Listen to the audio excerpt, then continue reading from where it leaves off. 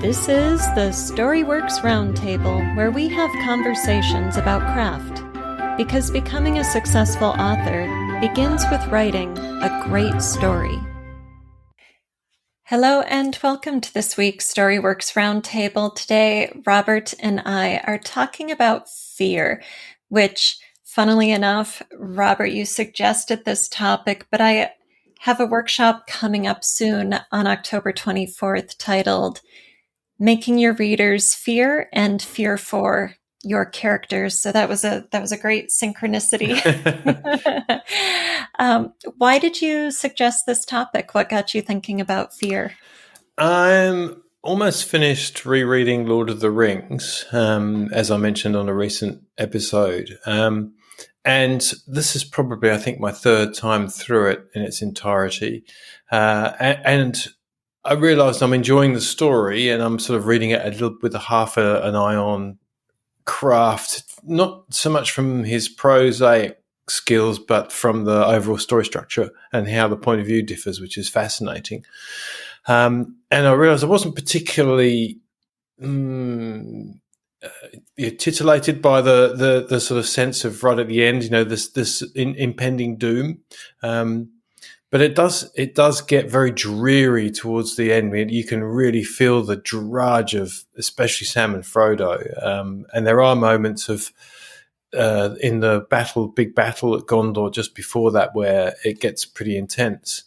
And I was thinking that sometimes it's, your first read through something is where the fear really comes, because I suppose fear comes from uncertainty, perhaps, or, one of the stem drivers of fear is that we just don't know. And so when you first read something, of course, you don't know what's going to happen. And so it's perhaps easier to feel it. But I was starting to think, well, how does an author do that anyway? Because at some level, we know that this is a work of fiction.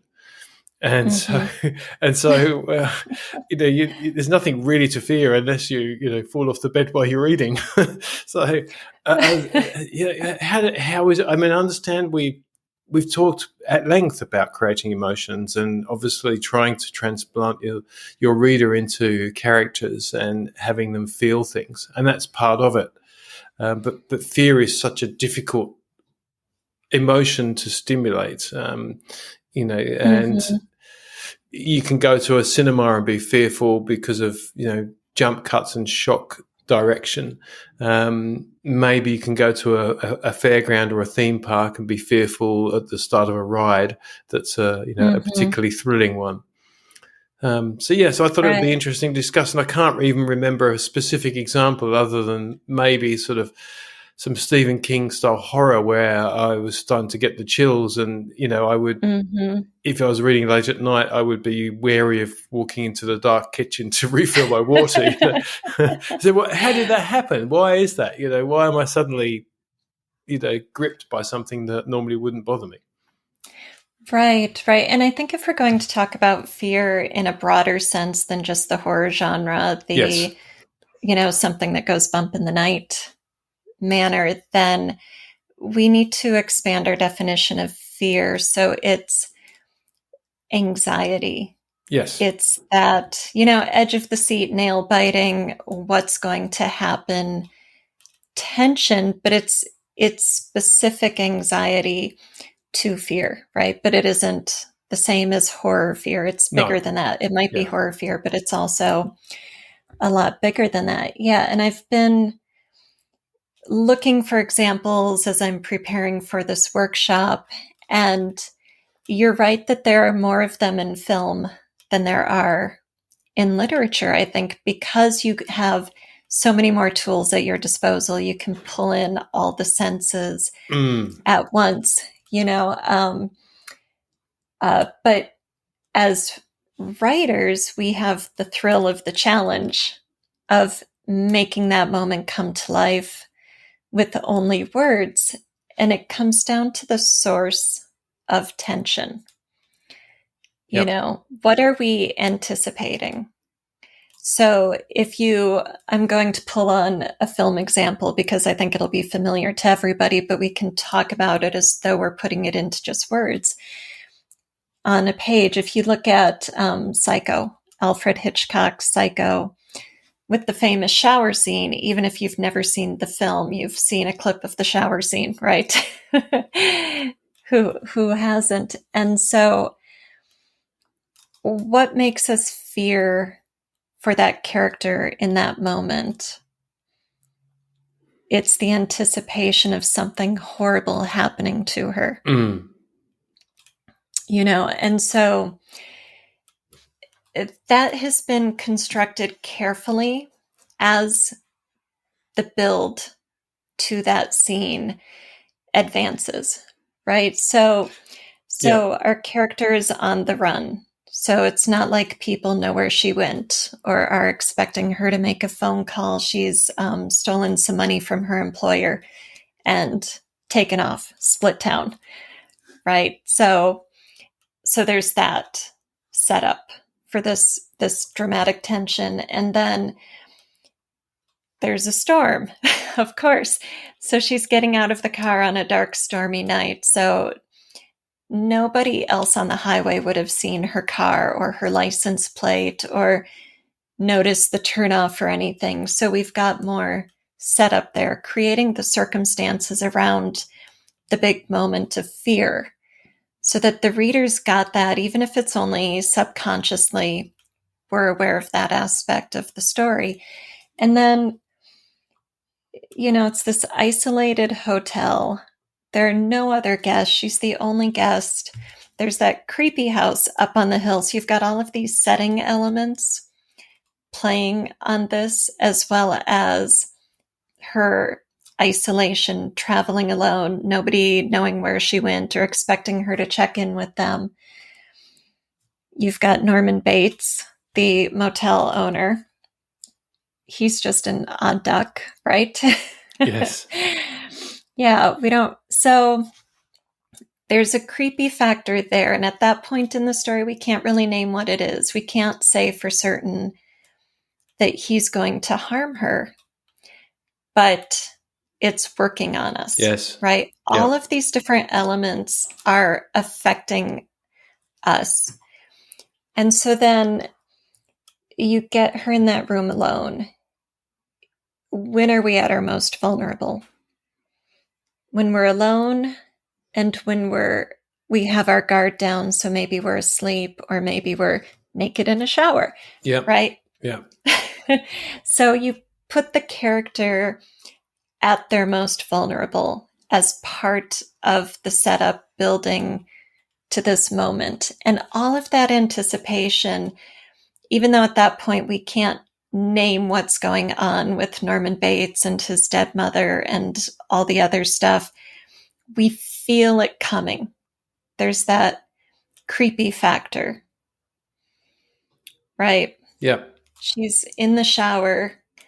And so now, if we're doing this with words and not film, how would you write that moment? What elements of narrative would you employ here? Yeah, I would slowly drip in tidbits of things that you couldn't quite decipher. So ambiguity, I think, especially emotional ambiguity.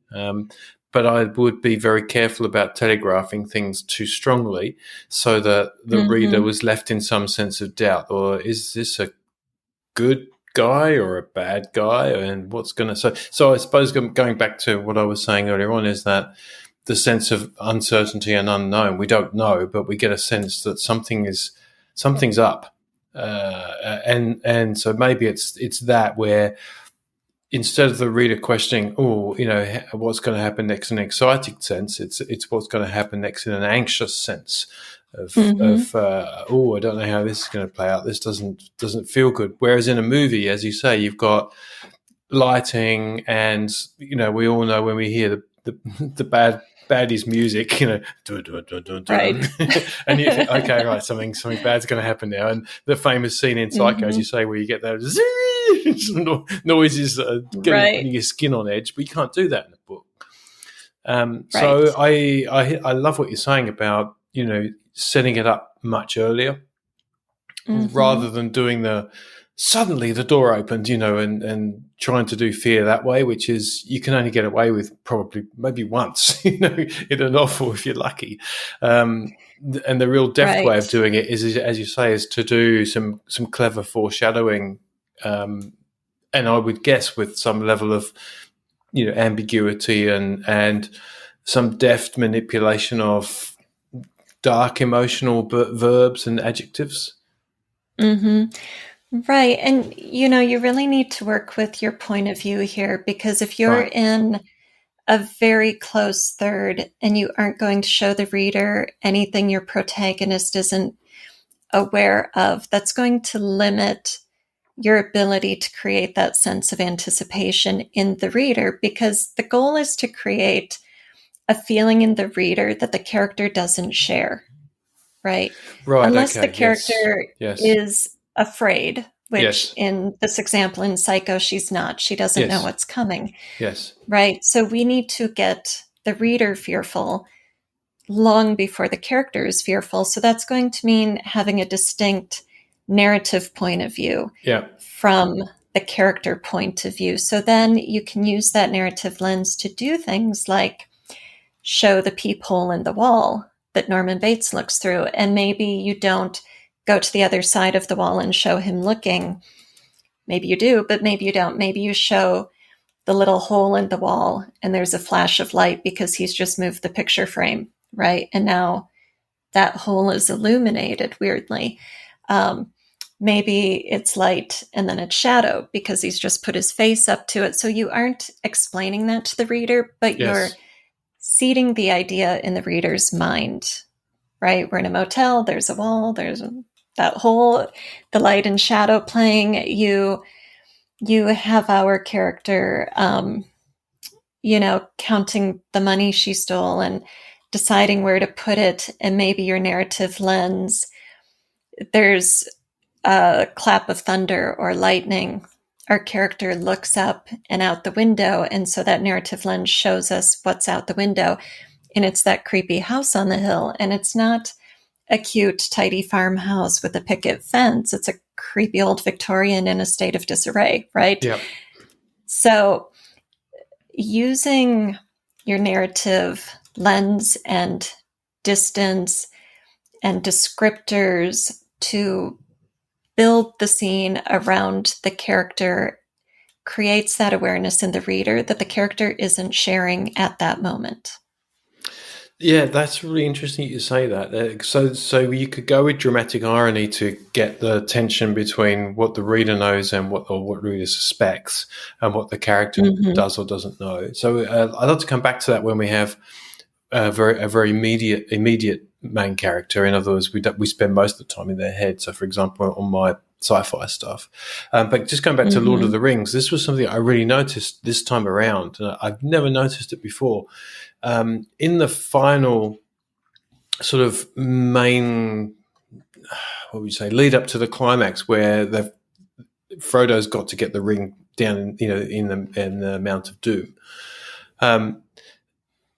None of that trudge up the volcano side, which is desolate. I mean, there's, Tolkien is at his best with his descriptors there, where you really get this sense of evil having, created a wasteland that just cannot sustain life, and it smells foul and it reeks, and there's sulfuric sort of, smoke coming up everywhere. You really get this sense of it. It's very well done. So that alone obviously is causing some sense of, well, this is not a place I want to spend any time in. So as a reader, and you're actually spending quite a lot of time in it, because there's these two sort of child-sized characters, battling against the greatest evil the planet has ever known. So there's that sort of, disproportionate sense of power, which I think helps with the fear factor. But the most amazing thing I started to realize is that you go into any of Frodo's point of view, it's all Sam. And although he's quite omniscient in the way he writes, you're definitely closest to Sam's thought. Well, you get some of Sam's thoughts, so you occasionally come into Sam's head, but nowhere else.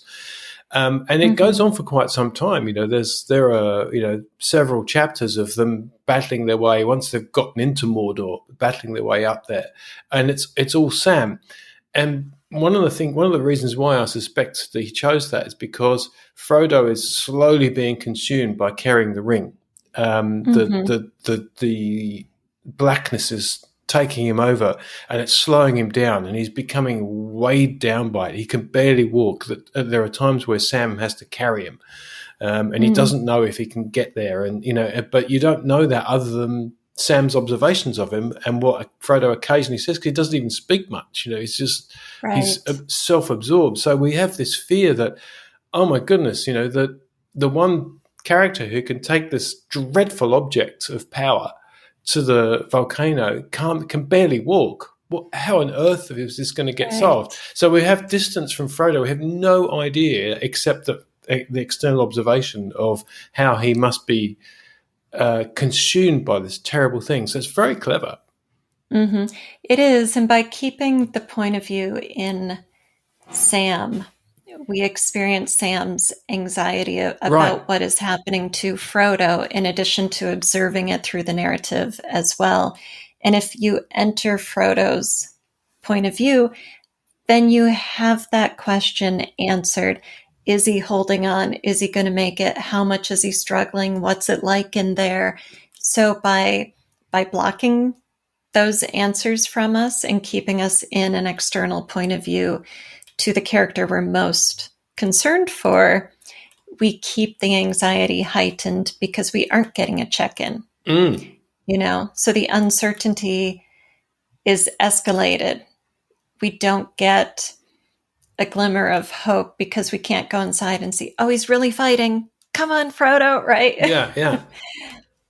Yeah, I mean, if anything, you're cheering for Sam because he's all of a sudden turned from, just a simple kind of, farming lad to somebody who's found the determination that he's never experienced ever before in his life, and he's doing it only purely because of his love for Frodo. And some sense that he knows that Gandalf has a greater mission for them. He believes in Gandalf's, I suppose not prophesied actions, but, that he had a greater plan. You get that sense. But it is very interesting because if you'd have asked me, a few years ago, where was the POV in that final part? It's not the final part of the book, but it's the big moment, obviously. I would have said that's Frodo. Frodo's taking the ring up there and finding it and struggling it. And I was reading, I think, holy moly, this is all Sam's observations. That's very clever. And yet once it's all over and we get back into the Shire, you do start to get, and Frodo is relieved, better, quote unquote, but suffering from the effects. And we still feel fear that he's never going to be the same again. And of course, we know that's true. And so you do get some insights then into a little bit of his point of view here and there. So once that weight has been relieved, we have now permission to get into Frodo's head, which is interesting.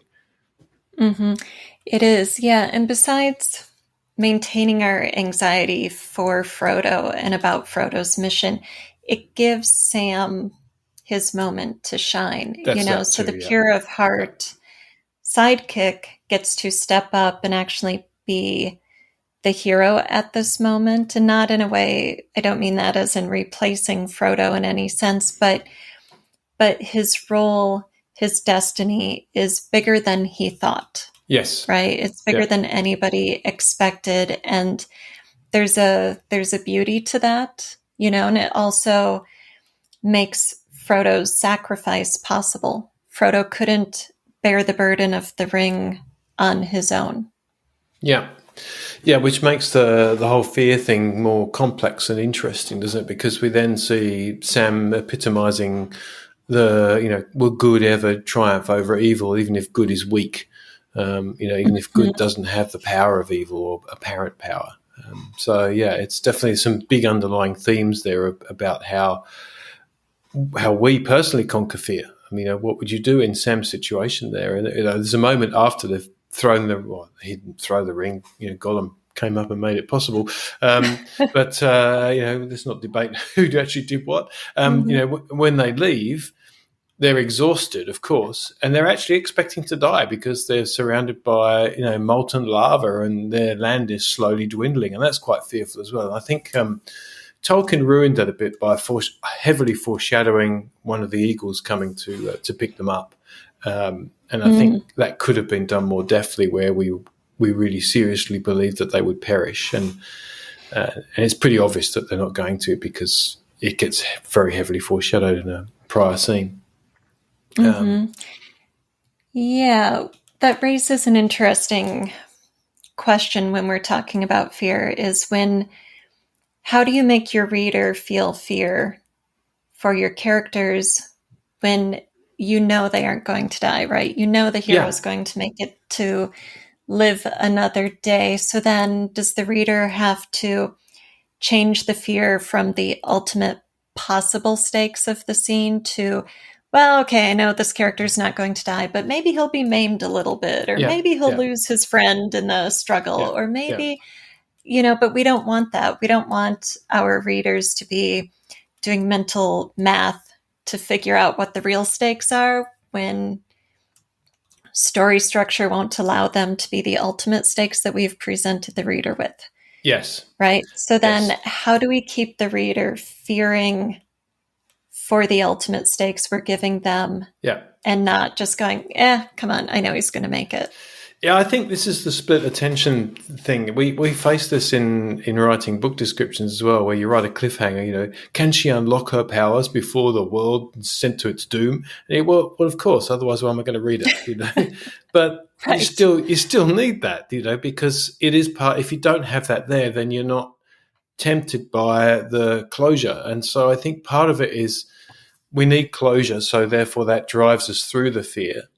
But secondly, because of the risk of split attention, which is, well, of course they're going to survive. I don't really know. I'll just flip to the end and see how they did it.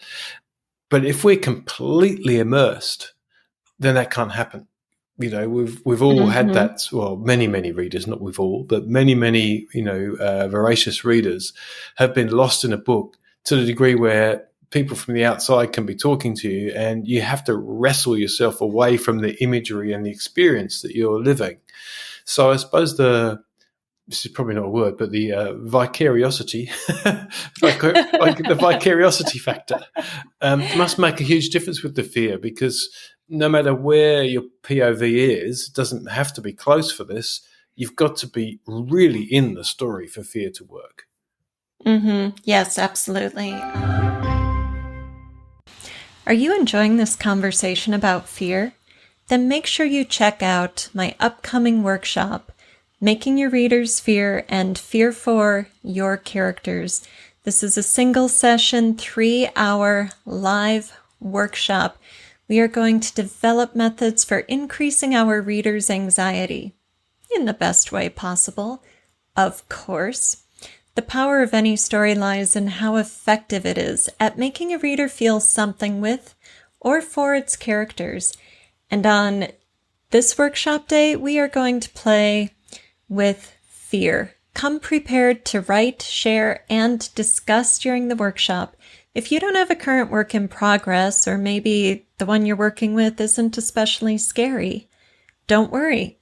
We will have writing prompts to give you avenues to explore as we grow our storycraft together. This workshop is on Sunday, October 24th from 9 a.m. to noon Central. Get all the details and sign up at storyworksfiction.com. John Gardner calls it the fictional dream. Right. And when we get the reader to enter that vicarious experience so completely that somebody could be, knocking on their skull and they wouldn't notice, then we've done our work well. And then that emotional charge is going to be present no matter what, because logic has left the building. You're in the story. Yeah. And that's what we're going for as writers. That's what I want when I present someone with a story. I want the reader to forget about the outside world and be living it with and through the character. So even if there are 50 more pages in this book and the character is going to get out alive, you aren't thinking ahead. No. You're in that moment. And that's Yeah. really the key to fear and to any emotion, is getting that reader present. So we've got a couple of key things there, haven't we? We've got the build-up of the tension, no matter how you do that. And then when it gets to the time where you want the reader to be experiencing the most fear, you've got to stay well away from any logic and keep them right immersed in the story. And that makes a lot of sense, because going back to my book description example, if you read that logically, you think, well, it doesn't make any sense to me. It's just, okay, so why? Yes, all right. Maybe they won't survive, but I'm sure they will, because otherwise it wouldn't be a book. So that's a tricky thing to do. I can understand why this was bugging me the other day, because I was thinking, how do you do this? It's not the easiest thing in the world. It might be an easier thing to create a sudden sense of bubbly excitement or enthusiasm, or a moment of bliss when the couple finally get together, and without denigrating the writing craft that goes into romance. Somehow the positives feel like they're an easier thing to, and maybe it's because it's what we expect from a story. So, just to be flag though, I want to talk about when we're in close POV, present tense. How do you establish the tension then? But you were going to say something before that. Oh, yeah. I was going to say that in the happier moments, there's a given sense of continuation. And in the moments of fear and anxiety, okay, yes, something is going to fall apart. Somebody is going to die. Somebody dies, the marriage ends, the plane crashes, whatever the stakes are. Yeah. We are risking that. Whereas in the happy moments, the lovers unite and they walk off together. So it's a different game, because you need to keep the reader wrapped up in those stakes, even when the outcome might, is basically assured. We're going to live to see another day. So part of that is, if not death, say, then what? If Frodo and Sam aren't going to die in the volcano, then what is at stake for them? And so maybe the eagle picking them up was too heavily foreshadowed. Like, it does need to be set up. Yes. So there needs to be an understanding that eagle exists. Yeah. Right. So maybe he could have done it differently, more subtly. It's like J.K. Rowling having Fawkes, the phoenix, deliver the hat with the sword in it to Harry when Harry's fighting the giant serpent, right? You set it up, but you still hope that it's going to be unexpected in the moment, so that when it does, there's a sense of revelation and celebration when that appears. But then, Frodo doesn't go home and live happily ever after. He is suffering consequences. Yeah. And I'm sure there are consequences for Sam as well. And so then the thing we feared most doesn't come to pass naturally, but part of what keeps us going is, well, if not this, then what? Then what is the aftermath of this? Yeah, well said. And I like the idea that there are consequences as well, because then that means the question of, will they survive or won't they? Well, we expect that they will, because it's a work of fiction and we want to follow our hero and possibly even continue into, we know there's a series maybe. So, well, clearly they stay alive. But, there are plenty of successful series where, the main character is in life or death situations, and you still get excited and fearful for them, and there's another book coming, so they escape. But as you say, I think the clever writers will do that with the consequences and, what is the cost of having to go through that. And that I think we can all understand, because it doesn't really matter, how extreme our lives are, we've all suffered consequences from decisions. So that's a clever way of looking at it as well.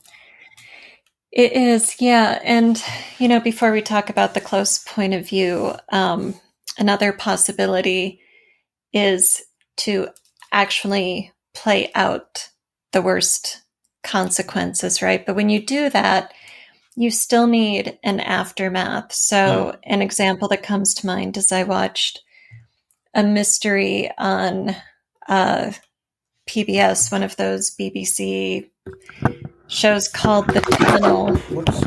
Sorry. Just dropped my That's microphone. okay. Oh, it broke. No Okay. worries. The stand broke. There we go. I shall hold it. Okay. Cool. So a show called The Tunnel, and it was based on a novel that I think was Scandinavian called The Bridge or something. Mm-hmm. But at the end, one of the detectives, there are two detectives, one from France, one from England in the show I watched, not in the book. And the woman is outside of this, cave or something, and there's a bomb strapped to like a shipping container. It's been a while, right? But anyway, she has to detonate the bomb in order to free hostages. So it's one of those, like, I think it's Occam's razor, right? Where one of those impossible choices, and her partner, the other detective, is like on the radio to her saying, don't do it, don't do it. But she only has a few seconds before the victims, the hostages, die because they're being gassed or running out of oxygen or whatever, right? Yep. So as a viewer, I'm watching this going, they're going to get her out. The partner's going to show up. They're going to save the victims, or maybe not, but they're going to get the bomb off of her or out of, whatever. Well, she does it. She detonates the bomb and blows herself up in order to save the hostages. And I was very upset. Yes. I was really invested in this character and in the successful conclusion of this story. And because, the hostages were real and valuable to me, but I didn't know them. They weren't developed characters. So I would have rather lost some, tertiary supporting characters than one of my protagonists. So she makes that sacrifice that gives us a lot to think about as readers. And then you can't just end the story right there. You're going to have readers throwing your book against the wall. Yep. But we have the partner, we have the other protagonist. And so we get the consequences, we get the aftermath of her choice, of her sacrifice. So having that partner situation becomes very important when you do play out those stakes. Like if Frodo had gone into the volcano instead of Gollum, we would have had Sam to make it back to the Shire. Yeah. Right. Yeah. And either way, he's certainly grieving because eventually he loses Frodo anyway. So everything he fought for to help Frodo complete his mission, and then his absolute joy when they complete the mission and they're both still alive, then becomes grief when finally he has to let Frodo go as well. So there's so many sort of metaphorical things in there. Anyway, I don't want to go on and on about Lord of the Rings because we do talk about it a lot. It's a masterwork. So why not refer to it? But sure. Yeah. So what would you do with the sort of close first person? Where it's harder to establish that dramatic irony. In other words, the reader knows as much as the character does. Yeah. Well, you're going to have to be careful about your point of view choices when you start your story, because whatever boundaries you set yourself, you're stuck with. And so in a first-person narrator, you've got the narrator and you've got the character. You've got the storyteller and the story doer. And so you have some narrative distance there. Yes. And you can create some of that by giving chronological distance between the story doer and the storyteller. Yep. Because the narrator can know more, can have filled in some blanks over time, collected more information, and so can know more than the self who's in the moment. you're going to also need, whether you have a wide gap or a short gap with distance, you're going to need a qualified narrator, a first person narrator who can create mood, who can describe setting, who can tune in to things around this character and fulfill that role. And so, if we go back to the Psycho example, say we're in a close point of view, maybe she's getting undressed to get in the shower, and she happens to turn around and she sees the shadow flicker behind the peephole. Well, now that's through her lens. And so she walks up to the wall and looks at it, but in that moment, Norman put the picture back. Yep. So she goes up there and she looks, and it's all dark, and she puts her finger on the wall and it's inconclusive. So she shrugs it off, tells herself it's okay. Yeah. Right. The and lightning suddenly flash. Very conscious that, she's naked, or, that there's that sort of, so you've got to tap into their own, you've got to, again, I suppose we're getting away from the logic there. We have to think, well, what would I feel in those sort of moments? So maybe maybe I get goosebumps or something, so. Mm-hmm. Right. And so she, closes her blouse again. Yeah. And she goes and she checks that wall. So we get that even through the action without going, oh no, she felt really vulnerable. Yes. We see that body language, we see that protective action, and then she looks and, okay, I imagined it. We tell ourselves that all the time. It's so natural to dismiss something that should be, that's making the hair stand up on the backs of our necks. And like with the mood piece, the lightning flashes, so that calls her attention to look outside. And then she sees the house, and she might let her gaze linger there because she sees the silhouette of a figure in the window, and she might think, oh, that must be Mr. Bates's mother. She's up late or whatever. Yes. And again, we're seeing it, the reader is seeing it, and we're making it normal because, right, that's what we do when we're creeped out. Yeah. Mm-hmm. Yeah. So, and it's, what you're saying, it just occurs to me that we were talking about, creating the tension. You also want to, no matter what the point of view is, escalate that tension in as many different ways as possible. So not by repeating the same thing over and over. You hear a sound, then you hear the sound again, then you hear the sound again. Well, maybe that can work once. But as you say, you've got the picture on the wall, the flickering shadow, the lightning, the house up on the hill. There's all these things starting to come together that could be creating something that's much, much worse than we even thought. So I like that idea as well, because that you can do more easily in a book. It's probably one of the few things that is open to you where you've got the linearity of the sequence of words, so we can gradually build up. And then one last reference to Sam and Frodo. They're not going down into a crater. They're going up a very treacherous mountainside. So our metaphorical climb becomes harder and harder, and the heat and the intensity and the evil just feels more and more strong. So there are many, many different ways, I think, that we can pull on that tension thread as well. Yeah, there are. And, in Lord of the Rings, the villain, the antagonist is established. We know there's the ring. We know there's Mordor. We know there's the Dark Wizard. We know even about Golem. So, and then there's the sort of man against nature obstacles as well, of the steep ascent and of Frodo's waning, ability, physical ability to get there. And so you're not just layering the elements of mood, you're also layering the different types of obstacles, and that mounts our tension as well. They aren't dashing in on a steed with swords raised. It is just one thing after another. Yes. It's such a slog for them. Yeah.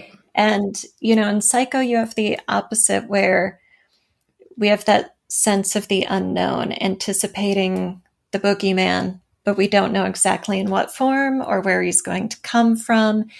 And so part of this character's situation, that's layering this in, the being on the run, the nobody knowing where she is, the dark and stormy night. So we're still layering in the obstacles, but they're different. They're more about the mood that's creating problems for her, even if she's not aware of it yet. Yep. You know? Yeah. And so that layering is very important to creating the sense of fear. Yes, I knew it was tricky when I was thinking about this. It feels like it's hard anyway, you know, well, I suppose it's something that you're probably going to want to spend more time on in editing, to make sure that it's not done too heavy-handedly or with too many, you know, shocking moments, but being more subtle about how you create something that is essentially just a feeling. So it's interesting, isn't it, that fear is an intense emotion, yet in order to try and recreate that in our reader, we have to be quite subtle at how we build it up. Otherwise it'll just flag it too hard. Right. And, you know, something I see a lot is writers give away too much to the reader before the big moment. And there's so many genres where you see the villain and you know something that the villain is plotting before the hero knows what the villain is plotting. Yes. But if you think about our Psycho example, you know, we see the silhouette of the mother in the upstairs window, and then in the shower scene, you see the silhouette behind the curtain, and there's the hair in the bun. And, you know, I forget exactly, but let's say a dress sleeve with some lace on it, and that knife comes up. And then following that scene, Norman is screaming, "Oh, mother, what have you done? What have you done?" Right? So if you showed Norman putting on a wig and picking up a knife, we would lose so much of our tension and our question about what's happening. So you have to be careful not to use that antagonist in a way that decreases the reader's anxiety around the climax you're building toward. Yeah, because then you're going to get the logic of, oh, yeah, I can see how this is going to play out, which is not what you want, because logic doesn't create the fear. So it comes back to the ambiguity, uncertainty, doubt, anxiety, leading to anxiety, and then dread, and then hopefully, you know, you've really got them on the edge of their seat. Right. Exactly. Thank you for listening to the Storyworks Roundtable. Find all our shows, show notes, and videos at storyworkspodcast.com.